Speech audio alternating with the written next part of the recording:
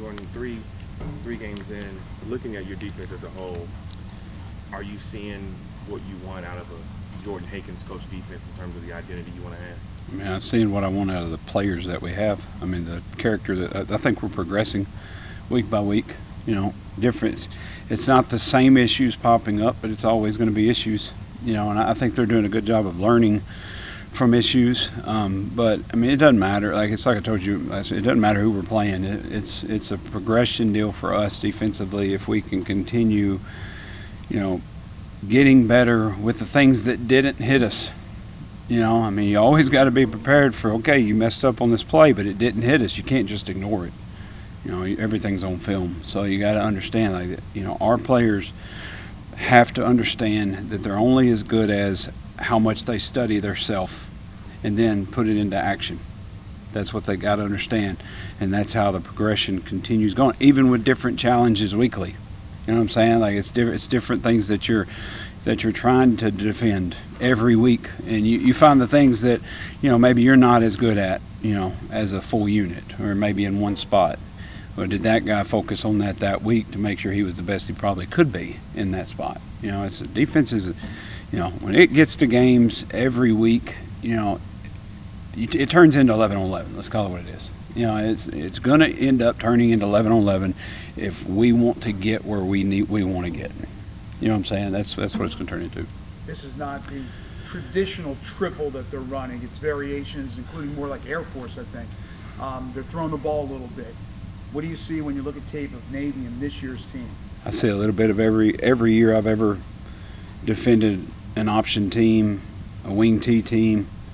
You know, it's still the same things. It might be in different pictures like it was last year, and you know, the year before it was different pictures. But the grassroots of it's turning the football game into 11 on 11. That's what it turns into, and it's, you know, the same things that we talk about every week, and eye control and discipline and pre-snap communication, post-snap communication.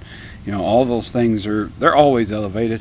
You know, they're always elevated, but you know, it's a different challenge because you don't see this stuff. You know, you don't see it weekly from your offense, things like that. So, you know, the detail, it's no different every week. The detail of, you know, how tuned in you need to be is just you better be exactly where you're supposed to be, you know, defensively. Coach, we're a quarter way through this season. What has impressed you from your defense, and what can you improve? Just the progression individually, and you know, we've had a few guys that have stepped up and made plays that might not have played in game one. I mean, Julian Barnett going in the last play of the last game and spiking the ball to finish the game. Y'all know how many defensive plays he played? He played one. And he went in the last play of the game and won the game for us. You know, those are the type of things that you really start thinking about, like, okay, because you want to continue to build depth. You know, the biggest thing is like the progression of the guys that play every snap, but also, you know, those guys that are right there on the fringe. That, you know, you play 63 plays and, you know, you just hadn't had that game where you had to play 90 plays yet.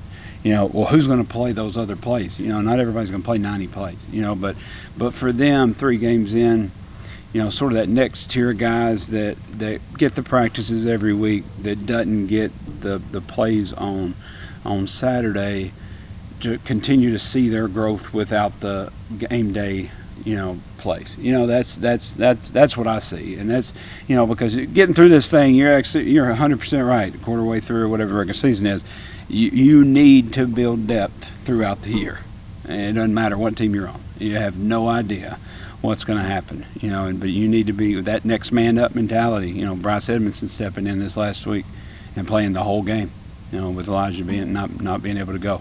You know, so it's like, all those things are just so important. And you know what, he went in there without a hitch and was doing his job. With Bryce, what's the biggest thing that he's kind of improved on in time? Everything. I mean, Bryce has been here. Bryce has been with me ever since I got here too. And you know, just to see his growth, you know, his football IQ grow and continue to grow. You know, that's with him, and he's studying it more now. You know, he's always been a mature player and stuff like that, but you can see the growth from the football side of it.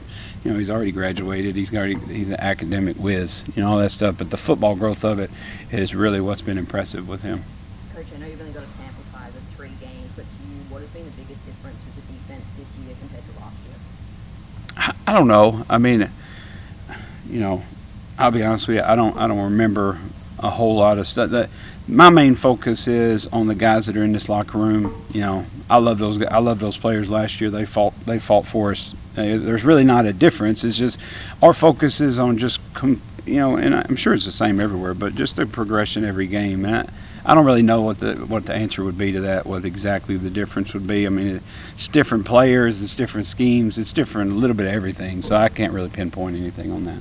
Coach, what have you seen from Greg Rubin just in the off season that is showing up now when it comes to game time? Same thing that always shows up in Greg Rubin. Greg Rubin's a fighter. He's a scrappy little dude, man. Like he misses a tackle, it don't bother him. He gets up and plays the next play. I love Greg, man. Greg plays his tail off for us. Talk about fighters. Matt Hudson has been a huge piece for y'all this year. Mm-hmm. Can you talk about the impact that he's made on the team, and can you also talk about what you like from watching his film? Exactly what you're getting. The toughness part of it. Like, that dude's down in the trenches. He's off the ball. He's going through a lot of different stuff. And I mean, I don't know if y'all played college football, especially down there. That body takes a beating, And I was like, hey man, make sure you're healthy. Although, coach, I got to practice. He's a football guy. You like football guys. He's one. That's the one you want to follow. Coach, I know Chandler's obviously a captain, but it really feels like he's taking leadership to a whole new level this year. What has impressed you about just his leadership on and off the field? His communication is a lot more next level. For how he talks to, I can't tell the difference on how he talks to players and how he talks to coaches, and that's when you sort of figure out a player's arrived. He's not trying to act a certain way to one group or another. Like it's just that's who he is. We had the younger guys scrimmaging out here on Sunday night. He stayed the whole time and sat there and coached up every play with linebackers that he didn't have to do that. He's took on that role, which is great to see. And it's like I told you about him all the time. Like success follows him because of the things that he does, the extra things he does. Now, obviously, he's a really good football player. There's no doubt about that. But he always being around the ball, because he talks about it so much, it just becomes natural to him. Would you say that a part of that is just the fact that the game might be slowing down for him now? I think the game's been slowed down for him. It's just some guys the game's sort of naturally slowed down for him.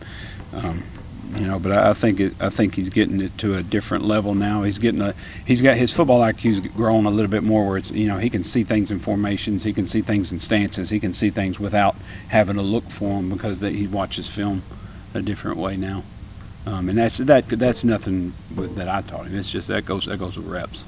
Coach, what do you tell your linebackers or just the whole second level of defense about how to stay honest against this wing key hybrid? Your eyes got it.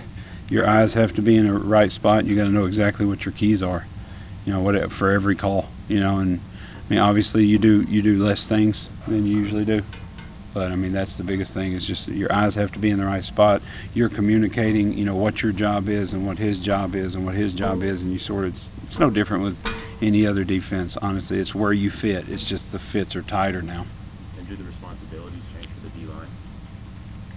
Not so much. You're still one person for a gap in different things, so not really. Better come off a good pad level, or you're going to end up upside down. Coming off an emotional win like that, and you start conference play, have you noticed a change in, attitude and practice this week? I hope I never do. I haven't, to answer your question, but I hope I never do, because if I do, then we were doing something wrong at the beginning. Now I would be very fast to tell the players that. That's. I don't think I hadn't seen a change. We're just getting prepared like we do every week. Thank you, Coach. Thank y'all.